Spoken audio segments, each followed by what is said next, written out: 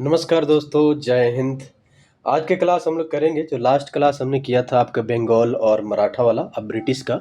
ठीक है। तो आज जो कुछ मराठा में बच गया तो उसको कंप्लीट करेंगे और मैसूर का वॉर पढ़ेंगे। ठीक है, आज की क्लास में तो हम लोग स्टार्ट करते हैं। तो लास्ट हमने क्लास में पढ़ाया था कि माधवराव जो आपको, आप देखते हो कि जब भी वॉर हुआ था आप, थर्ड बैटल ऑफ पानीपत, ठीक है, 1761 में, तो बहुत बुरी तरह हार हो गया था मराठों का। उसके बाद माधवराव बनते हैं। ठीक है, माधवराव बनते हैं 1762 से लेकर के 72 के बीच में माधवराव बनते हैं। अब माधवराव क्या करते हैं कि कुछ मराठों का पुनरुद्धार करते हैं, कुछ एस्टेब्लिश करने की कोशिश करते हैं, ट्रैक पर लाने की कोशिश करते हैं। ठीक है। तो माधवराव के एक भाई थे रघुनाथ राव, तो रघुनाथ राव भी बनना चाहते थे राजा, बट रघुनाथ राव नहीं बन पाए, माधवराव ही बने। ठीक है। तो रघुनाथ राव क्या होता है कि गुस्सा हो गए। ठीक है, समझ गए यहाँ तक। तो माधवराव जो राजा बनते हैं और उन्होंने बहुत ट्रीटी भी किया, बहुत सुधार करने की कोशिश किया, बट क्या होता है कि 1772 में टीबी की बीमारी उनको हो जाती है और अचानक से उनकी डेथ हो जाती है। ठीक है। अब अचानक से डेथ हो जाती है तो उसके बाद फिर रघुनाथ राव नहीं बनते हैं, बल्कि माधवराव के बेटा थे नारायण राव। तो नारायण राव बनते हैं राजा। ठीक है। तो नारायण राव जो राजा बनते हैं तो इससे क्या था कि दुश्मनी एक टाइप के साबित कर रहे थे उनके चाचा। ठीक है। अब क्या होता है कि उसी में क्या होता है, 1772 से लेकर 73 के 1 साल के बीच तक वो राजा रहते हैं। रघुनाथ राव उनको क्या होता है, मरवा देते हैं। ठीक है, नारायण राव को। अब क्या होता है कि फिर रघुनाथ राव चाहते थे कि भाई हम राजा बन जाए, बट नहीं बन पाते हैं। ठीक है, समझ गए। तो यहाँ पे नारायण राव के जो बेटा थे छोटा, जिनका नाम था माधवराव नारायण राव। ठीक है, यानी हम बोल सकते हैं उनका नाम एक और था जिसका नाम था माधवराव द्वितीय बोला जाता था। ठीक है, नारायण राव के बेटा का नाम था माधवराव द्वितीय। तो माधवराव द्वितीय नवजात थे 2 साल का, और 1774 से लेके 95 के बीच तक वो रहते हैं। ठीक है। उनको राजा बनाने में और उनको सपोर्ट करने में नान, आपको जो पर्सन थे उनका नाम था फर्नांडिस, नान फर्नांडिस उनका नाम था। ठीक है। तो नान फर्नांडिस ने 12 पर्सनों का एक ग्रुप बनाया था। ठीक है, तो वो लोग संभालते थे, समझ गए, क्योंकि वो नवजात थे। अब उसके बाद हम लोग आगे पढ़ेंगे। अब क्या होता है कि आंग्ला मराठा संघर्ष में, एंग्लो मराठा कन्फ्लिक्ट में अगर देखते हो अगर पृष्ठभूमि, तो मैंने बताया कि रघुनाथ राव को पेशवा नहीं बनाए जाने के कारण इसने अंग्रेजों से सहायता मांगी। यानी रघुनाथ राव कौन था, माधवराव के भाई था। ठीक है, नारायण राव के चाचा थे। ठीक है। अब ये अंग्रेजों से सहायता लिया। ठीक है। उसके बाद क्या होता है कि सूरत की संधि होती है, ट्रीटी ऑफ सूरत। समझ गए, ट्रीटी ऑफ सूरत होता है। अब कहता है कि संधि में क्या होता है, संधि ब्रिटिश कंपनी यानी बम्बई सरकार और रघुनाथ राव के बीच में होता है। ठीक है। उसमें 16 शर्त रखा जाता है जिसके तहत अंग्रेजों को पैसा तथा सॉल्सेट और बसिन का क्षेत्र मिलता है, तथा साथ ही सूरत और भड़ौच की आय भी प्राप्त होती है। यानी 16 शर्तों में ये भी था कि सालसेट और बसिन जो बहुत ही आपके डेवलप एरिया था, ठीक है, वो मिलता है। साथ साथ सूरत और भड़ौच भी ले लेते हैं ब्रिटिश, और वहाँ के जो भी टैक्स कलेक्शन था उनके हाथ में चला जाता है, वो मराठों से अलग हो जाता है। ठीक है। इस संधि के तहत रघुनाथ राव को अंग्रेज पेशवा बनाने में मदद करते हैं। यानी रघुनाथ राव क्या होता है, पेशवा बनते हैं, उनकी हेल्प करते हैं। अब क्या होता है कि कन्फ्लिक्ट चलता है, तो इसी के बाद क्या होता है कि 1775 से लेकर 82 के बीच में एक टाइप का वॉर चलता है। ठीक है, डायरेक्ट नहीं इनडायरेक्ट टाइप का वॉर चल रहा है। उस टाइम जो गवर्नर जनरल हुआ करते थे बंगाल का, उनका नाम था वारेन हेस्टिंग। मैंने बताया था पहले क्लास में, मैंने बताया कि Warren Hasting East India company का यानी पहला जो आपको गवर्नर जनरल बंगाल बना था, वारेन हेस्टिंग। ठीक है। तो उस टाइम ये भी था। तो सूरत के संधि के तहत क्या होता है कि सूरत के संधि के तहत, ट्रीटी ऑफ सूरत के, British attack the Maratha and defeated them the battle of क्या होता है, आरस, आरस बोला जाता है। और सूरत के संधि के अकॉर्डिंग क्या होता है कि अंग्रेजों ने मराठा पर आक्रमण किया। मैंने बताया था कि माधवराव सेकंड जो अभी बच्चे थे, ठीक है, माधवराव सेकंड जो बच्चे थे, अटैक होता है उसी टाइम पे। तो कर्नल, ठीक है, कर्नल क्या नाम था उनका, आपको कोलोनल काइटिंग नाम था, कोलोनल आपको किटिंग बोला जाता है, इनको कर्नल पढ़ा जाता है, कर्नल किटिंग। कर्नल किटिंग के नेतृत्व में क्या होता है कि अटैक करते हैं, ठीक है, मराठा पर ब्रिटिश। तो उस वॉर को बोला जाता है आरस की युद्ध। ठीक है, आरस की युद्ध। ठीक है। इसमें क्या होता है कि जब मराठे पराजित हो जाते, क्योंकि अब ऑफकोर्स कमजोर थे, राजा कोई मेन थे नहीं, 12 समितियों का नॉन फर्नांडिस ने बनाया था, तो पराजित हो जाता है। समझ गया? तो अब कहता है युद्ध के दौरान क्या होता है, कुछ संधियां होता है, युद्ध के दौरान आपके संधि होता है, ठीक है। अब आते हैं कि इसी में संधि किया जाता है, उस संधि को बोला जाता है पुरंदर की संधि। मराठा और कर्नल ऑप्टन के बीच में होता है, ठीक है, पुरंदर की संधि। और इसके तहत सूरत संधि को रद्द कर दिया जाता है। जो रघुनाथ राव जो थे सूरत के संधि किए थे, सॉल्सेट बसिन, ठीक है, और जो सूरत और से भड़ौच वाला एरिया जो लिए थे, तो उसको रद्द कर दिया जाता है पुरंदर की संधि से। अंग्रेजों ने मराठों से 12 लाख रुपया युद्ध हर जाने के रूप में मांगा, ठीक है, परंतु बम्बई सरकार ने पुरंदर की संधि रद्द करवाकर फिर मराठों से युद्ध मोल लिया। अंग्रेजों ने क्या किया कि 12 लाख का युद्ध का हर्जाना मांगा, लेकिन बम्बई की जो सरकार थी, ब्रिटिश थी, पुरंदर की संधि को रद्द कर देता और फिर से मराठों को से युद्ध का न्योता दे देता एक टाइप के, क्योंकि पुरंदर की संधि आपका हुआ था, ठीक है, पुरंदर की संधि 1776 में हुआ था, ठीक है। और उसके बाद एक वॉर होता है, जिस वॉर को हम बोलते हैं, इसके परिणाम स्वरूप तालगांव की वॉर होता है। तालगांव की वॉर होता है 9 जनवरी 1779 के बीच में, जिसमें मराठे जीत जाते हैं। और उस टाइम जो ब्रिटिश सेना के नेतृत्व कर रहे थे, उनका नाम क्या था? उनका नाम था वही आपके कर्नल यानी कोलेन, क्या नाम था? कॉकबर्न थे, ठीक है, कॉकबर्न, कॉकबर्न, समझ गए? मराठों से तालगांव की लड़ाई जो होती है, तो उस टाइम ब्रिटिश जो कर्नल थे उनका नाम था कॉकबर्न, ठीक है, समझ गए? तो इसमें क्या होता है कि तालगांव की लड़ाई में मराठों की जीत हो जाती है, समझ गए? अब उसके बाद फिर होता है बड़गांव की संधि। तालगांव की संधि की लड़ाई जीतने के बाद बलगांव की संधि होती है, समझौता। तो बम्बई सरकार ने जीते हुए क्षेत्र मराठों को लौटा देता है, समझ गए? और सिंधिया को भड़ौच के राजस्व का एक भाग मिलेगा। और इसमें बताया गया कि सिंधिया को भड़ौच यानी गुजरात वाला जो एरिया है, उसमें क्या होगा, एक भाग सिंधिया को भी मिलेगा, इस ट्रीटी में बताया गया, ठीक है। अब आते हैं उसके बाद एक और जो सबसे मुख्य ट्रीटी होता है, वो होता है 82 में, 17 मई 1782 को, ठीक है, सालबाई की संधि बोला जाता है, ठीक है। महाजी सिंधिया के मदद में यह संधि होता है। मैंने बताया कि सिंधिया क्या था, भड़ौच के राजस्व का कुछ भाग ले रहे थे ब्रिटिश से, पहले जो ब्रिटिश रघुनाथ राव जो पूरी ब्रिटिश को दे दिए थे उसमें, ठीक है, क्योंकि यहाँ पे मराठे जीत गए थे इसीलिए। तो क्या होता है कि मदस्ता होता है और माधव नारायण राव को पेशवा स्वीकार किया गया, ठीक है। माधव नारायण राव वही मैंने बताया नारायण राव के बेटा थे, समझ गए, जिसको माधवराव द्वितीय बोला जाता है, ठीक है। 2 साल के थे, ठीक है, यानी नवजात थे, अभी बच्चे थे। तो क्या होता है कि उनको पेशवा स्वीकार कर लिया जाता है। और इसमें क्या होता है कि रघुनाथ राव को वार्षिक पेंशन दी जाती है। रघुनाथ राव वही जो चाचा था, ठीक है, किसका? नारायण राव का, ठीक है। तो वार्षिक पेंशन दी जाती है, समझ गए यहाँ तक? अब आता है कि सालसेट जो द्वीप और थाने का दुर्ग अंग्रेजों को प्राप्त फिर से हो जाता है, ठीक है। इस संधि के तहत अंग्रेज और मराठों के बीच में लगभग 20 वर्षों तक शांति स्थापित करने की संधि होती है कि अगले 20 साल तक कोई भाई झगड़ा नहीं करेगा एक दूसरे से और एक दूसरे को सपोर्ट करेगा, ठीक है। 20 ईयर का एक ट्रीटी बनाया जाता है, ठीक है। यानी under the treaty the peace was establishment between both parties for nearly 20 year, 20 साल तक लगभग संधि किया जाता है, यहाँ तक समझ गए।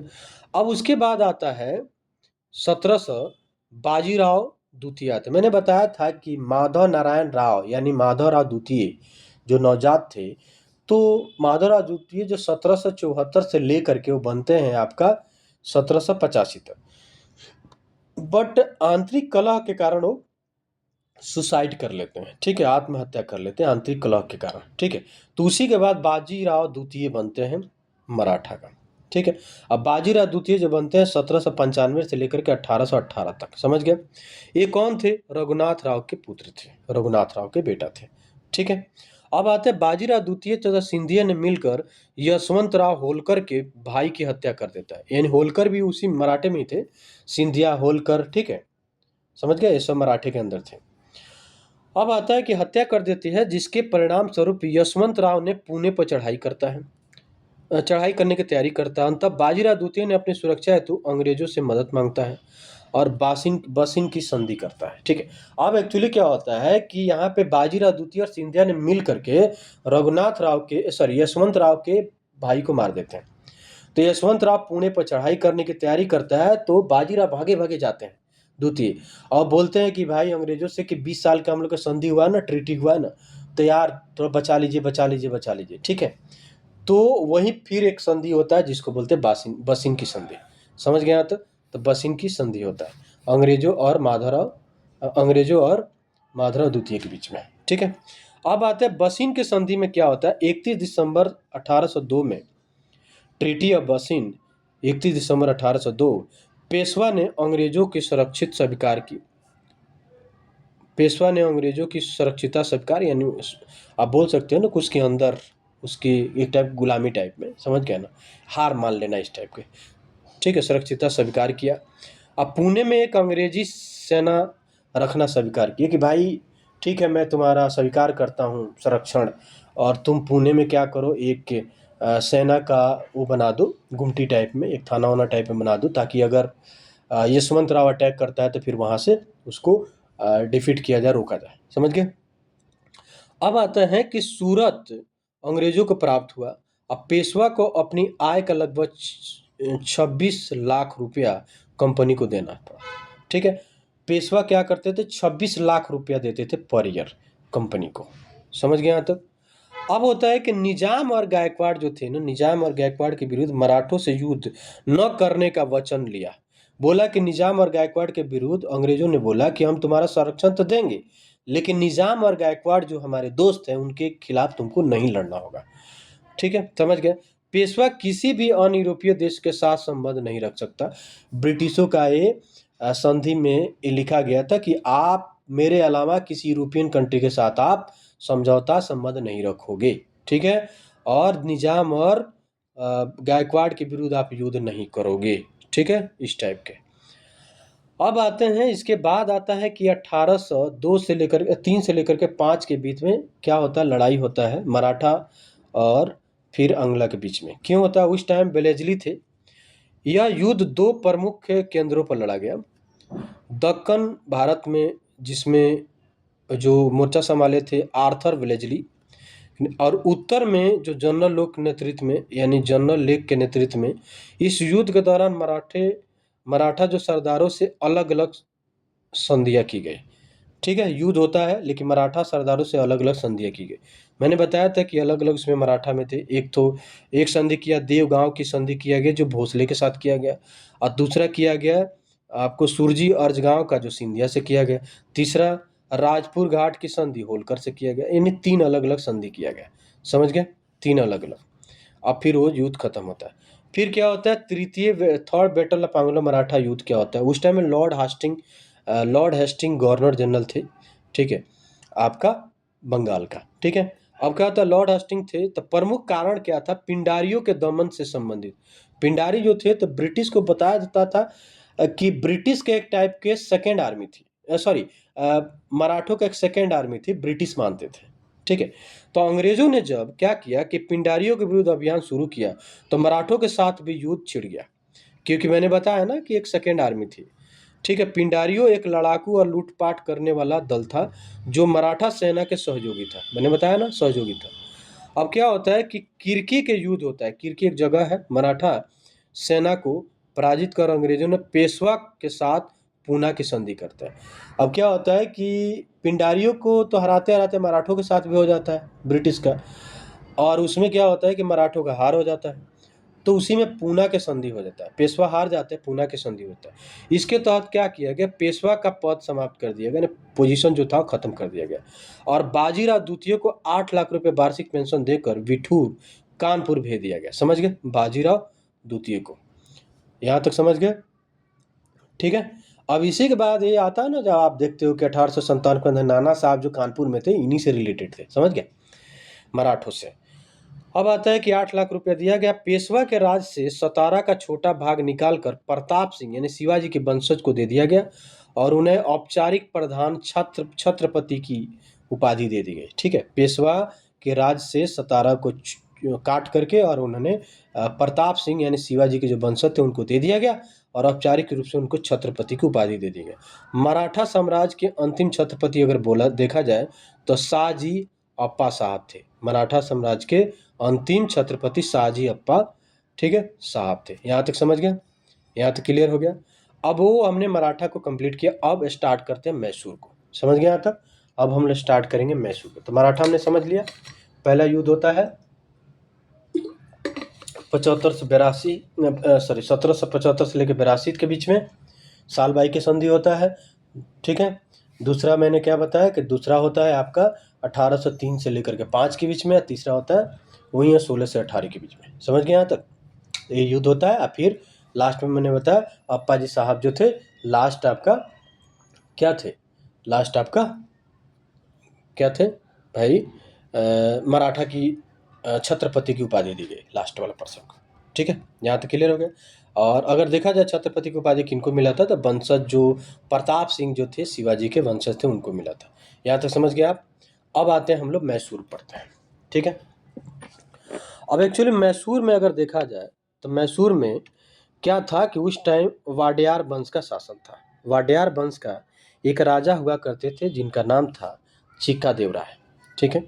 चीका देवराय उस टाइम क्या होता था कि औरंगजेब अटैक करता था हमेशा। तो वाडियार जो है ना, वाडियार जो वंश यहाँ था, मैं बता देता हूँ थोड़ा सा एक मैप बना करके। अगर आप देखते हो कि अगर ऐसे आप देखते हो, मान लो कि इंडिया का मैप है, तो वाडियार वाला जो था आप कुछ ऐसा वाला एरिया था। ठीक है, ये सब एरिया था। समझ गए? ये वाला पे अडियार वंश था, अडियार वंश। ठीक है।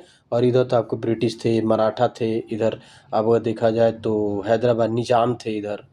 ठीक है, इधर निजाम थे और इधर मराठा थे। ठीक है।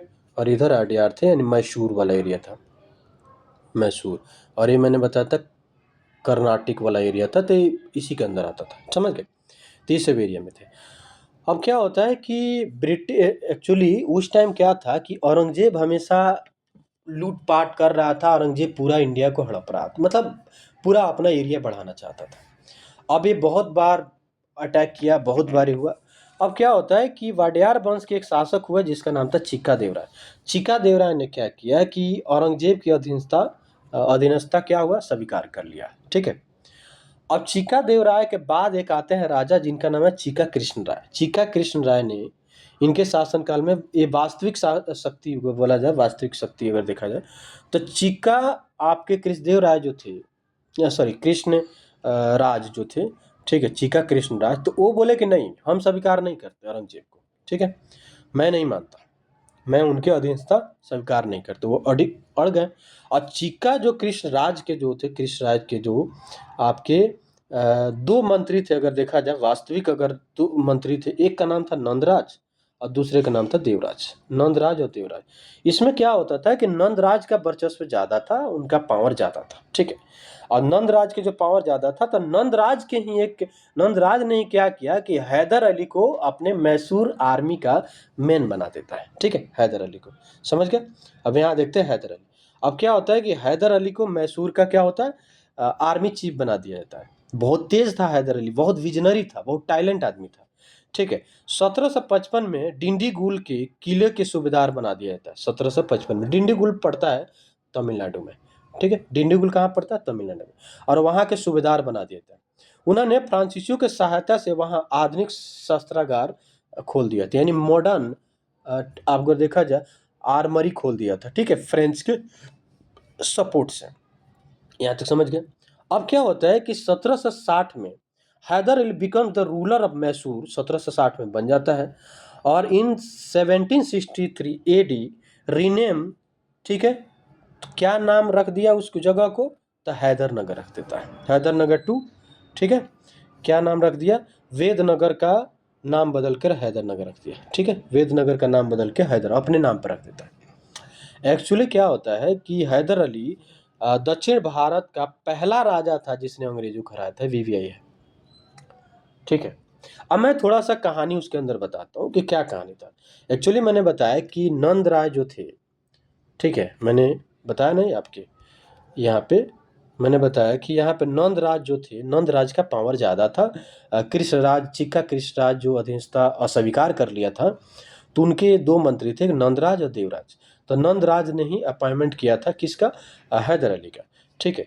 अब क्या होता है कि 1760 के करीब, 60 के करीब, ये क्या होता है कि एक पर्सन थे, मंत्री थे वो भी, ठीक है। वो क्या होता है कि बुलाते हैं हैदर अली को अपने घर पे, ठीक है। अब बुलाते हैं, वहीं पे क्या होता है कि हैदर अली को बुलाते हैं और वहीं पे वो हो जाता है नंदराज से और उनके बीच में बहस हो जाती है, झगड़ा हो जाता है, ठीक है। और उसी पे हैदर अली ने नंदराज को मार देता है। और हैदर अली नंदराज को मार दिया, यानी मेन पावर तो उन्हीं के पास था, तो नंदराज की कहानी खत्म। और जो नंदराज की कहानी खत्म, तो हैदर अली अपने आप को वास्तविक शासन मैसूर के घोषित कर देता है कि मैं ही हूँ राजा आज से, ठीक है। और हैदर अली 1763 में क्या होता है कि बेदनगर का नाम बदल करके हैदर नगर रख देता है। और हैदर अली ही पहला पर्सन था जो ब्रिटिशों को हराया था, समझ गए। दक्षिण भारत का पहला पर्सन जो ब्रिटिश का हराया था, समझ गए। हैदर अली ने फ्रांसों के सपोर्ट से आधुनिक शस्त्रागार भी खोला था। यहाँ तक समझ गए। अब आते हैं, अब जब ये हुआ, ये काम चल रहा था, उसके बाद क्या होता है कि प्रथम आंग्ला मैसूर वॉर होता है, ठीक है। प्रथम आंग्ला मैसूर वॉर होता है, यहाँ तक क्लियर है। तो उस टाइम जो आपके गवर्नर जनरल थे, उनका नाम था वरेलास्ट था, ठीक है। वरेलास्ट बोला जाता है, वरेलास्ट, ठीक है। वरेलस्ट, समझ लेना, वरेलस्ट, ठीक है, गवर्नर थे। अब मैं थोड़ा सा बैकग्राउंड बता देता हूँ कि क्या होता है कि मैंने बताया कि मान लो ये है, इधर वाला एरिया मान लो मैसूर है, ठीक है। यहाँ समझना थोड़ा सा। अब क्या होता है कि ये मैसूर है, ठीक है, और इधर मराठा है, मराठा, और इधर है आपको निजाम, सॉरी निजाम, निजाम मतलब हैदराबाद वाला एरिया। अब ब्रिटिश तो थे ही, इस सब एरिया में ब्रिटिश थे, ठीक है। अब क्या होता है कि ब्रिटिश चाहते थे कि हम इंटरनली, उनका यही था कि भाई हम ले लें। तब ब्रिटिशों ने एक ट्रीटी बनाया, ट्रायंगल वाला 3 का। ब्रिटिश क्या हुआ कि ब्रिटिश चाहते थे कि हम ले, मतलब हम अटैक करें, और मराठा चाहते थे हम, और निजाम चाहते थे, तीनों। बट निजाम और मराठा ये डरते थे कि भाई हैदर अली बहुत स्ट्रांग था, ठीक है। अब तीनों लोगों ने सपोर्ट किया। पहले तो निजाम बोला कि भाई, ब्रिटिशों से बोला कि यार ये देख लो कि हैदर अली पावर ये बढ़ा रहा है, तो हो सकता है अटैक करेगा यार, हमको बचा लो। निजाम बोले ठीक है, तो निजाम ब्रिटिशों के साथ मिल गए। अब ब्रिटिश ने मराठों को बोला भाई तुमको हम पैसा देंगे, तुम मेरे साथ रहो और मैसूर को हराते हैं। तो आप बोले कि मराठा बोले ठीक है, कोई बात नहीं, लड़ लेते हैं, कोई टेंशन नहीं सर। अब क्या होता है कि ये बात पता लग जाता है आपको, किसको, हैदर अली को। उसको पता लग जाता है कि प्रारंभ में मैंने बताया ना अभी, निजाम, अंग्रेज और मराठा त्रिकूट बना रहते हैं, ठीक है, त्रिकूट बना। परंतु हैदर अली ने क्या करता है, उसको जब पता लग जाता है कि भाई तीनों हैं, तो हैदर अली कूटनीति अपनाता है। पहले मराठों को अलग करता है, बोलता है कि क्या चाहिए, पैसा चाहिए ना, मैं दे दूंगा, पैसा के साथ साथ एक जगह भी दे दूंगा, बस क्यों झगड़ा करना। मराठा बोले ठीक है, हमको कोई प्रॉब्लम नहीं। तो मराठा अंग्रेज से बोले कि भाई अब तो मैं नहीं लड़ूंगा। बोले क्यों? बोले कि मुझे तो जो चाहिए था वो मिल गया। तो बोले यार तुमने तो धोखा दे दिया। बोला सिखाया किसने? आपने ही तो सिखाया, स्टार्टिंग से तो आप कर ही रहे हो। तो बोले अच्छा ठीक है, चलता हूँ, दुआओं में याद रखना। समझ गए? हाथ हिलाते हुए मराठा निकल लेते हैं, ठीक है। इसके बाद निजाम को भी अपने गुट में शामिल कर लेते हैं हैदर अली। क्यों? कि कर्नाटक के तरफ से धमकी दिलाते हैं हैदर अली को कि भाई अगर तुम मान जा, सॉरी, हैदर अली कर्नाटक के साइड से धमकी दिलाता है निजाम को, भाई मान जा, न तो हम सब मिलकर अटैक करेंगे, कहानी खत्म हो जाएगा। निजाम भाई शांत हो जाता है, बोलता है ठीक है। तो निजाम को तो ऐसे कुछ नहीं मिलता है, बट मराठों को 18 लाख रुपया और एक कोलार वाला जिला मिल जाता है, ठीक है। अब इस स्टेप में क्या होता है कि जोसेफ स्मिथ के नेतृत्व में कंपनी सेना ने हैदर अली को चगमा घाट और तिरनोमाली में युद्ध को हराया। मतलब क्या होता है कि जब फर्स्ट बैटल ऑफ इंडोर आप देखते हो कि मैसूर का होता है, उससे पहले छोटे छोटे झड़प हो जाती है। एक होता है एक जो झड़प है, उस झड़प का नाम क्या है? उस झड़प का नाम है चंगम घाट, ठीक है, और दूसरे का नाम है त्रिकोमेली। इसमें क्या होता है, हैदर अली का हार हो जाती है, छोटे छोटे वॉर थे, ठीक है। अब क्या होता है कि मंगलोर पर अधिकार कर लेते हैं अंग्रेज, क्योंकि हरा देते हैं। परंतु हैदर अली ने पलटवार करता है, 1768 में सभी क्षेत्र पुनः प्राप्त कर लेता है और मद्रास तक धकेल देता है, भगा देता है, ठीक है। तो वहीं पे संधि होता है, मद्रास की संधि 1769 में, समझ गए? 1769 में मद्रास की संधि होती है, first battle of Anglo Mysore war का, मद्रास की संधि होती है। यहाँ ध्यान रखना कि बढ़त जो था यहाँ पे, आप देखा जाए तो यहाँ पे किसका था, यानी जीता कौन था, तो हैदर अली जीते थे। समझ गया। तो यही युद्ध था जिसमें अंग्रेज हारे थे।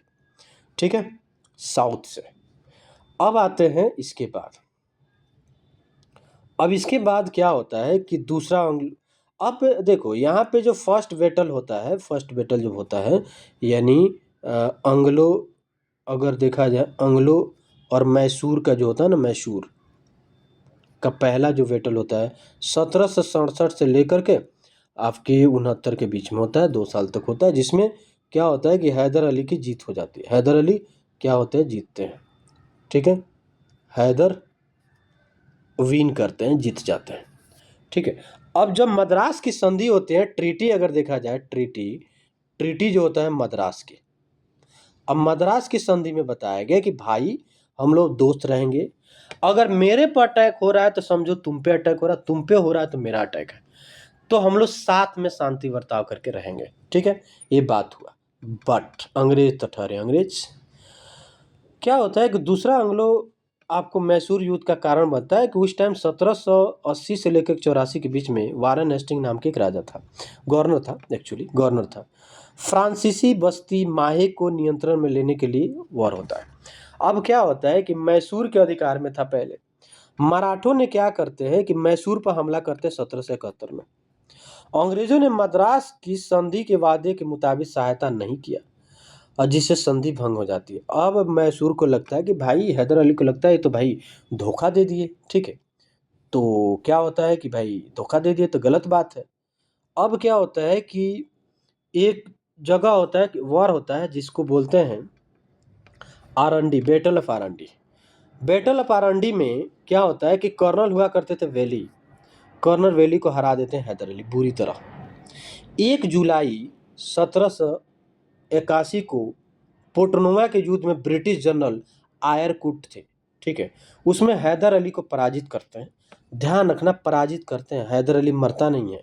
युद्ध में घायल होने के कारण 7 दिसंबर, युद्ध में घायल होने के कारण 7 दिसंबर आप देखते हो 1782 को हैदर अली की डेथ हो जाती है। युद्ध में नहीं मारा गया। क्लियर, मैं इसीलिए बता रहा हूँ, युद्ध में नहीं मारा गया। समझ गया। अब क्या होता है कि जब वॉर चल ही रहा है, second battle of Mysore and Anglo का वॉर चल रहा है, तो इन्हीं का बेटा आता है जिसका नाम है टीपू सुल्तान। टीपू सुल्तान ने ब्रिटिश के सेनापति मैथू को पराजित कर देता है, मैथूज को पराजित करता है। और इसके बाद क्या होता है कि 1784 में मंगलोर की संधि हो जाती है। ध्यान रखना, पहला बार तो इसके फादर जीत ही गए थे। ठीक है, मद्रास की संधि में। दूसरा बार में भी टीपू सुल्तान जीत जाता है, बहुत ज़्यादा ले लेता है। ठीक है, माहे को लेकर के हुआ था कि माहे वाला हड़प रहे थे। ठीक है, मराठा, इसीलिए हुआ था। माहे पड़ता है अगर देखा जाए तो अभी पुडुचेरी या पंडिचेरी के अंदर पड़ता है, कर्नाटका और केरला के बीच में छोटा सा है कि पोर्ट वाला जगह है। ठीक है, तो पड़ता है। समझ गए। अब आते हैं इसके बाद, अब ट्रीटी होता है, बोला जाता है कि झगड़ा नहीं करेगा। But third battle of Mysore और ब्रिटिश का क्या होता है, उस टाइम जो गवर्नर हुआ करते थे इनका नाम था लॉर्ड कॉर्नवालिस। समझ गए। अब कहता है कि त्रामवेल को disagreement across between Tipu Sultan and British over the control protection of त्रामवेल्स।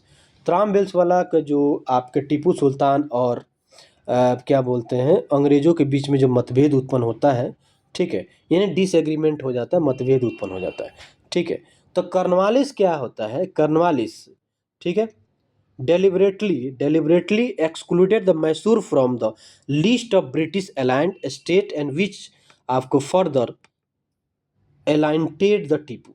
अब क्या होता है कि जो ब्रिटिश के साथ थे, ठीक है, ब्रिटिश के साथ थे। अब क्या होता है कि ब्रिटिश के, मैंने बताया कि अभी जो आपका ट्रीटी जो हुआ था, ठीक है, आपको थर्ड बैटल में जो ट्रीटी हुआ ना, ठीक है, अब यहाँ देख रहे हो आप, ट्रीटी जो कौन से हुआ, मंगलोर की संधि होता है। ठीक है, मंगलोर की संधि में बताया गया कि कोई एक दूसरे से झगड़ा नहीं करेगा। ठीक है, बट क्या होता है कि यहाँ पे टीपू सुल्तान, अब निज़ाम क्या होता है कि निज़ाम भी बोलते हैं कि यार मैसूर बहुत परेशान कर रहा है टीपू सुल्तान, ये सब अपने आप को पता नहीं क्या समझ रहा है।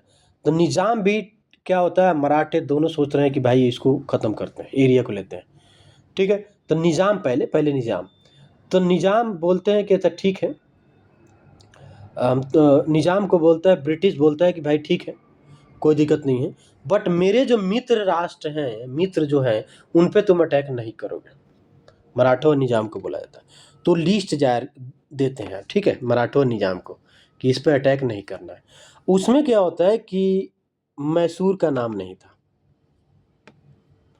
अभी देख रहे हो कि मंगलोर की संधि होता है जिसमें बोला जाता है मित्र हैं, बट जो लिस्ट देते हैं कर्नवालिस, उसमें मैसूर का नाम नहीं था। अब यहीं पर टीपू सुल्तान गुस्सा आ जाता है कि भाई अभी तो तुम लोग संधि किए और मित्र वाला मेरे के नाम नहीं दे रहे हो।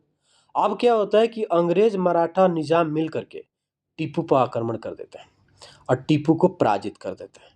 अब पराजित करते हैं, ठीक है, वहीं पे एक आपको ट्रीटी होता है, वहीं पे एक ट्रीटी होता है, ठीक है, जिस ट्रीटी को क्या बोला जाता है, उस ट्रीटी को बोला जाता है, याद रखना, श्रीरंगपट्टनम। 1792 में श्रीरंगपट्टनम होता है। ट्रीटी के क्या शर्त थी, बहुत बुरी तरह, मतलब इनको अगर पराजित देखा जाए, बेइज्जती वाला हुआ था। क्या संधि था, टीपू को अपने आधा राज अंग्रेज और सहयोगियों को सौंपना है, 3 करोड़ रुपया हर्जाना के रूप में देना है। हर्जाना चुकाने तक कर्नवालिस ने टीपू के बेटों को बंधक बनाकर रखा, 2 बेटे थे, उनको बंधक बनाकर रखा था, ठीक है, कि जब तक तुम पैसा नहीं दोगे तब तक तुम्हारे बेटा हमारे कैद में रहेंगे, समझ गए। तो इतना आपको करना पड़ेगा, मतलब बहुत बेइज्जती वाला था, ठीक है, ट्रीटी, समझ गए यहाँ तक।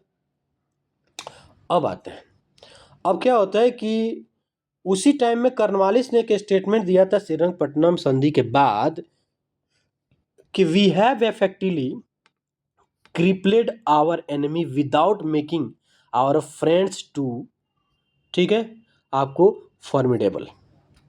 इसका कहने का मतलब है कि हम अपने मित्रों को शक्तिशाली बनाए बगैर दुश्मनों को पूरी तरह पंगु बना दिया। यानी यहाँ पे मराठों और निजाम भी स्ट्रांग नहीं हुए, उसके बावजूद भी मैसूर को हरा दिया। तो कर्नवालिस ने स्टेटमेंट दिया था आपका श्रीरंगपट्टनम संधि के बाद, समझ गए यहाँ तक। अब आता है कि फोर्थ बैटल होता है, तो फोर्थ बैटल जो होता है 1709 में होता है, और उस टाइम जो गवर्नर थे उनका नाम था लॉर्ड वेलेस्ली। सहायक संधि की इन्होंने स्टार्ट किया था, सहायक संधि, और लॉर्ड वेलेस्ली बोला कि भाई तुम सहायक संधि में शामिल हो जाओ। टीपू सुल्तान बोला नहीं। उसी टाइम टीपू सुल्तान ने क्या स्टेटमेंट दिया कि 100 दिन गिद्दड़ की तरह जिंदा रहने से बेटर है एक दिन शेर की तरह रहो। मैं तुम्हारा गुलाम गिद्दड़ की तरह नहीं बन सकता, मर जाऊंगा बट मैं तुम्हारा गुलाम नहीं बन सकता, ठीक है। तो ये स्टेटमेंट पूछता है कि किसने बोला था कि 100 दिन गिद्दड़ की तरह जीने से बेटर है कि 1 डेज, ठीक है, लायन की तरह जियो, शेर की तरह जियो, समझ गए। अब आता है कि इस युद्ध में क्या होता है, टीपू सुल्तान को चारों तरफ से घेर लेते हैं मराठा, तीनों तरफ से मराठा, फिर इधर निजाम, फिर इधर आप देखते हो तो ब्रिटिश, और उसके बाद इसकी हत्या कर दी जाती है, ठीक है। और हत्या करने के बाद उसके परिवार जितने थे, परिवार के सदस्य वेल्लोर में कैद कर लिया जाता है। बताया जाता है कि जब टीपू सुल्तान डेथ कर गया था ना, अपने महल में ही था, अटैक हुआ था तो डेथ किया था, तो बताया जाता है कि जब डेथ हुआ ना, तो अंग्रेज इतना भयभीत थे उसकी शक्ति से कि अंग्रेज वो डेथ किया है, गोली मारे हैं लोग, लेकिन इतना हिम्मत नहीं था कि वो लोग जाके उसको उठाए, उसको देखे कि जिंदा भी है कि मुर्दा है। डरते थे कि कहीं जिंदा होगा ना तो हो गया कल्याण। मतलब इतना बड़ा खौफ था टीपू सुल्तान, ग्रेट था, ठीक है।